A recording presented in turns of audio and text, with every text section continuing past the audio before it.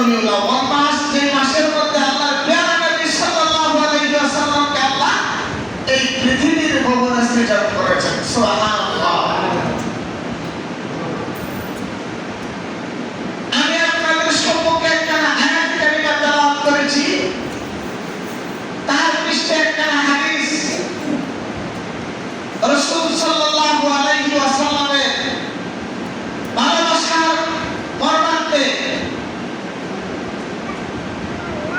আল্লাহর প্যারা রাসূল সাল্লাল্লাহু আলাইহি ওয়াসাল্লামকে জানের চেয়েও, বিবির চেয়েও, বাচ্চার চেয়েও, তামাম জাহানের চেয়েও বেশি ভালোবাসার নামই হলো ঈমান। সুবহানাল্লাহ।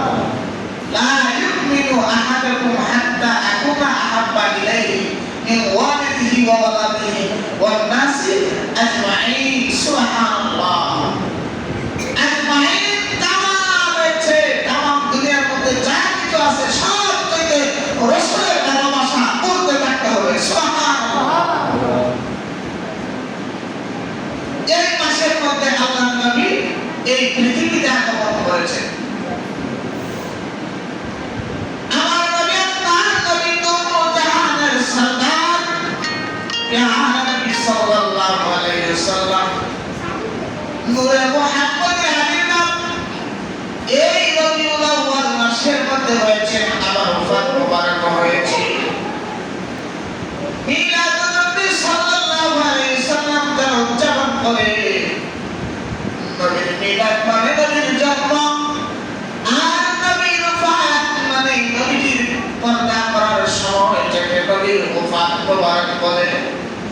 আমরা মিলাদুন নবী সাল্লাল্লাহু আলাইহি ওয়াসাল্লাম পালন করি নবীর আগমন।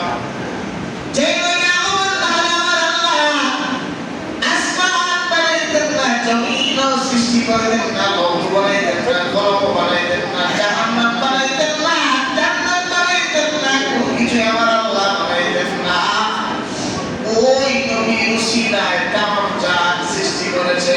আর ওই নবীর জন্ম মুবারকে আমরা খুশি না। অনেকে প্রশ্ন করেছেন আল্লাহর নবী সাল্লাল্লাহু আলাইহি ওয়াসাল্লাম বড় না কোরআন শরীফ বড়? এই প্রশ্ন কিন্তু জায়গা বলা চলে।